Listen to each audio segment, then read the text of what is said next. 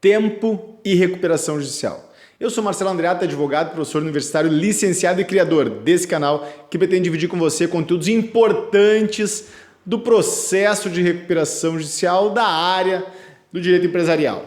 Assim, gente, a pergunta é a seguinte: se eu tivesse que apontar para um potencial cliente qual o principal benefício do processo de recuperação judicial, eu diria o seguinte: o principal benefício do processo de recuperação judicial é oferecer ao empresário, ao agente econômico, algo chamado tempo. É oferecer um fôlego, é oferecer um respiro ao empresário, ao agente econômico premido pelas execuções, pelas dificuldades de fluxo de caixa, pelos inúmeros compromissos que batem à sua porta. Gente, há vários benefícios, você sabe disso. Eu abordo todos esses benefícios em todos os vídeos que integram esse canal e os diversos espaços em que eu estou inserido. Agora, tem um benefício que é um benefício inafastável, que você deve verdadeiramente, meu caro colega, desenhar para o seu potencial cliente. E esse benefício é o tempo. Se você conversar com qualquer agente econômico, com um diretor de um hospital, com um diretor de uma instituição de ensino superior, com um empresário que presta serviços ou com um industrial, você vai saber que se todos esses estiverem em dificuldades, o primeiro elemento que eles buscam é tempo. Isso mesmo. Eles, em regra, não são potenciais fraudadores, potenciais negadores dos seus compromissos. Não é nada disso.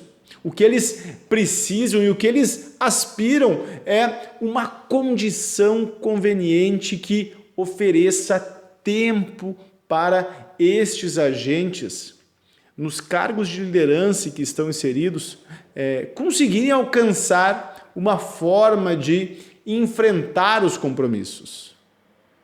Regra geral, o mercado é composto por profissionais sérios.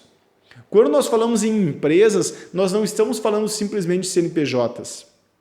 Quando nós falamos de produtores rurais, nós não estamos falando simplesmente de uma atividade econômica.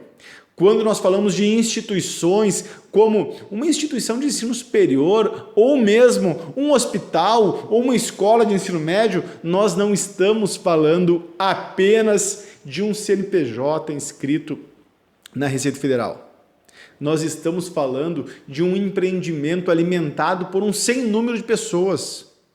Uma empresa é criada a partir de sonhos dos seus sócios, dos seus criadores.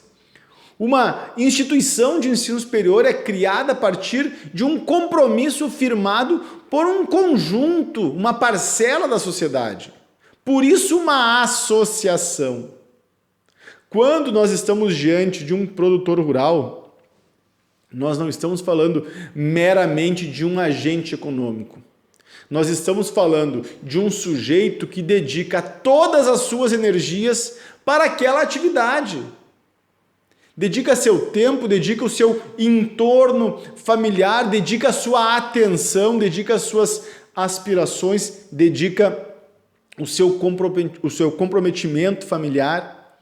Todos esses predicados integram o processo de recuperação judicial quando ele é acionado. E, na realidade, todos esses sonhos que temperam os agentes econômicos, porque na realidade é disso que se trata, né? Se eu afirmo que nós não estamos diante de um CNPJ, mas estamos sim diante de sonhos, diante de aspirações, diante de um planejamento futuro, diante de um compromisso de cidadãos para levar à frente determinado objetivo, como por exemplo é o caso de uma instituição de ensino superior. Se nós estamos falando disso, desse nível de compreensão, a gente sabe que não estamos falando diante de sujeitos que pretendem simplesmente descumprir os seus compromissos. Não é isso. Em regra, as empresas que ingressam em recuperação judicial, elas não têm o objetivo simplesmente de procrastinar indefinidamente os seus compromissos. Não é essa a intenção. A intenção, ao contrário, é criar uma condição razoável para negociar com os credores e manter vivos estes sonhos. Nesse sentido, a melhor, ou melhor dizendo, a primeira condição relevante, o primeiro elemento importante que faz o seu potencial cliente aderir à alternativa recuperacional é sim explicar que a recuperação judicial oferece algo muito difícil de se alcançar com outros mecanismos jurídicos, com outros processos. E esse algo se chama tempo. O agente econômico, ao ingressar em recuperação judicial, tem como primeira decisão, guarde isso, meu caro colega, isso é fundamental. Pegue um café, pegue uma água mineral, pegue um suco e me acompanhe para entender a essência do que aqui eu vou discutir. Isso é importante, inclusive, para você argumentar com o seu cliente. A primeira decisão que integra, melhor dizendo, o deferimento da recuperação judicial é o deferimento do chamado stay period. E o que é o stay period que o Marcelo fala tanto? O stay period implica na suspensão imediata por 180 dias de todos os compromissos firmados pela recuperanda. Marcelo, atinge ou não os coobrigados? Como ficam os fiadores? Essa é outra conversa que inclusive pode ser feita e eu faço em outros momentos. Fato é que neste momento nós estamos falando do benefício para a recuperanda. E fato também é que 180 dias suspensos tem a recuperanda com o deferimento do stay period. Gente, 180 dias pode não parecer muito tempo para você, mas significa no mínimo 6 meses. Agora você imagina do ponto de vista concreto, do ponto de vista da vida que acontece. Isso significa para o agente econômico que, se ele tem um conjunto de compromissos contra si já distribuídos, já em andamentos, eventual penhora já firmada, significa que o deferimento do stay period vai suspender imediatamente todas essas execuções já distribuídas, todas as execuções em andamento. E como é que isso vai ser feito? Quem vai fazer isso é você, que vai pegar a certidão dessa decisão, deferindo o processamento da recuperação judicial, e vai, com essa certidão, requerer nos processos de execução a sua imediata suspensão por 180 dias. Marcelo, após os 180 dias, o processo automaticamente é retomado? Não. Em regra, nesses 180 dias, devem ser feitas as discussões com os credores e aprovado o plano de recuperação judicial. Esta é a regra, por isso, inclusive, na forma do parágrafo 4º do artigo 6º, se afirma que este prazo é improrrogável. Ocorre, meu caro colega, que os tribunais de justiça, o entendimento jurisprudencial já assentou que esse prazo pode ser prorrogado se quem não der causa para a prorrogação for a recuperanda. Então imaginem o seguinte cenário, que é o que acontece no cotidiano forense. A recuperanda não procrastinou nenhum ato processual. Atuou com diligência no processo, mas por um variado leque de razões, não houve a possibilidade de se fazer assembleia de credores para deliberar sobre o plano nos 180 dias. Por um sem número de razões que eu poderia ficar até amanhã descrevendo para você. Neste cenário, como a recuperanda não deu causa ao atraso deste prazo, deste período previsto na lei, não podem ser retomadas as execuções. As execuções seguem suspensas.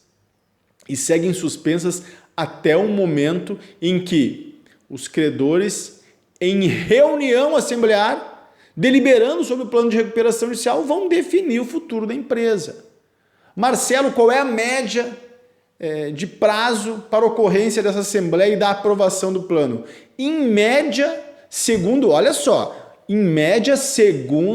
o Observatório de Insolvência da PUC de São Paulo, em média 517 dias. Ah, Marcelo, quer dizer que eu posso dizer para o meu cliente que ele terá 117 dias de suspensão na forma do parágrafo 4º do artigo 6º? Eu não disse isso, meu caro.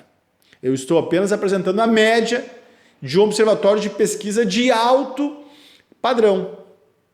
Agora, o que é certo é que se prorroga esse prazo se a empresa recuperanda não der causa para a prorrogação.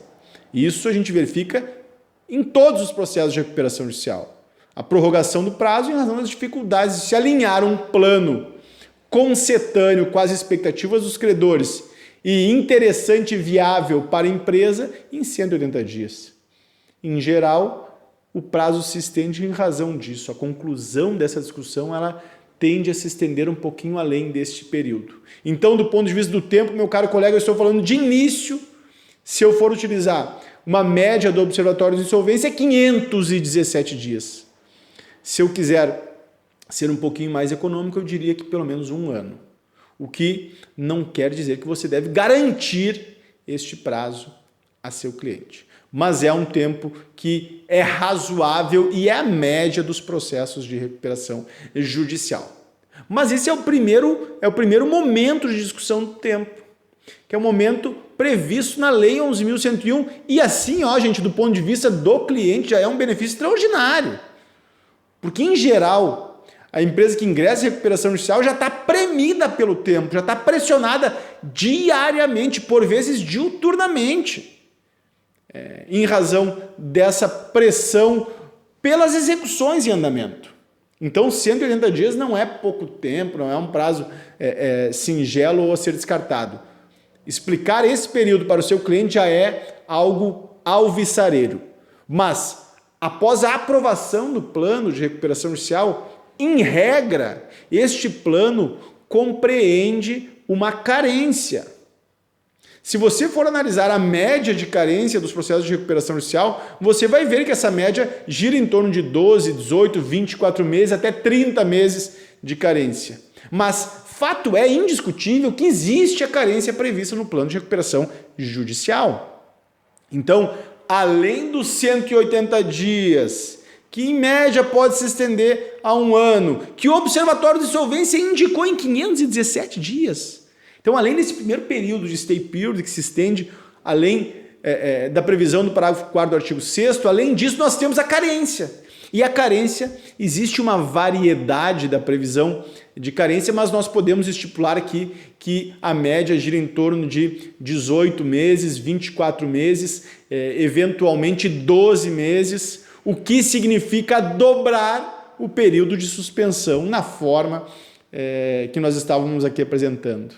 2 anos de tempo para respirar. 2 anos sem iniciar o pagamento, o aporte aos credores submetidos à recuperação judicial. Isso tudo no esquadro legal. Isso tudo na formatação da Lei 11.101, cumprindo rigidamente as questões legais exigidas pela recuperação judicial. Mas tem mais um detalhe. E esse detalhe é de suma importância para você, caro colega, que pretende ingressar nesse mercado. Pega essa e depois me cobra. Se você incluir no plano de recuperação judicial uma carência e essa carência estiver expressa a forma de contagem do tempo após a homologação do plano de recuperação judicial pelo juízo, existe um lapso aí entre a aprovação em assembleia e a concessão da recuperação judicial, que é uma determinação judicial, quando o juízo homologa o plano de recuperação judicial. Se você incluir este detalhe no plano, ou seja, a carência será computada, a cláusula seria mais ou menos essa, a carência será computada a partir e somente a partir da homologação do juízo da recuperação judicial. Ou melhor dizendo, do trânsito em julgado da decisão homologatória do plano de recuperação judicial. Se você incluir isso, é possível que o compasso entre a aprovação do plano em assembleia e a homologação, melhor dizendo, o trânsito em julgado dessa decisão, signifique também um período razoável que a gente não pode quantificar, porque isso depende de cada vara, isso depende de cada comarca. Mas eventualmente você terá aí mais 6 meses, mais 12 meses, mais 3 meses, eu não sei como funciona a comarca que você fará esse protocolo. Então, o que importa aqui é que isso significa mais tempo. E reafirmando o essencial neste vídeo, tempo é tudo que o seu potencial cliente precisa para soerguimento, para atingir o objetivo da recuperação judicial, que é a sobrevivência, que é a recuperação da atividade, que é a preservação dos empregos, a preservação do interesse dos credores também, porque eles vão perder algo com a recuperação? Provavelmente sim, mas vão ter ainda créditos a receber e também a preservação dos tributos, pensando aí na função social da empresa.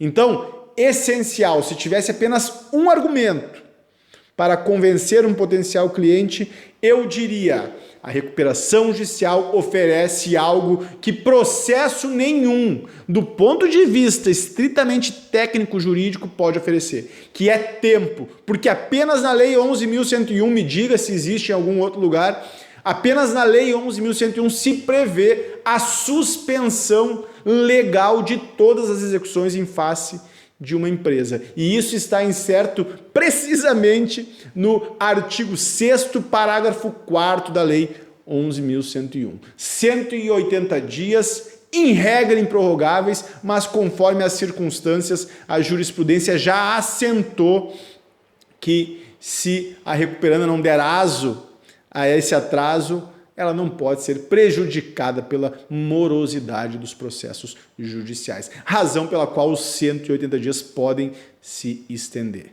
Meu caro colega, espero que você tenha gostado dessa sugestão, espero que você tenha gostado desse vídeo, espero que você esteja gostando do conjunto de conteúdos que a gente produz aqui no Instagram, no Facebook, e eu lhe convido a se inscrever agora nesse canal, clicar no botão no sininho, também se inscrever no meu canal do Telegram, entrar no meu canal do Telegram, porque lá diariamente eu divido com você conteúdos práticos de direito empresarial, especialmente de recuperação judicial, retirados do campo de batalha, e eu sei que você vai se beneficiar com isso. Eu faço isso com muito carinho, porque eu quero ver você trabalhando comigo na recuperação da economia brasileira, nas atividades que envolvem o soerguimento do agente econômico, enfim, nessa área promissora, nessa área interessante, nessa área extraordinária do direito, tá bem? Então, faça isso agora, inscreva-se agora nesse canal, clique agora no sininho e você já sabe,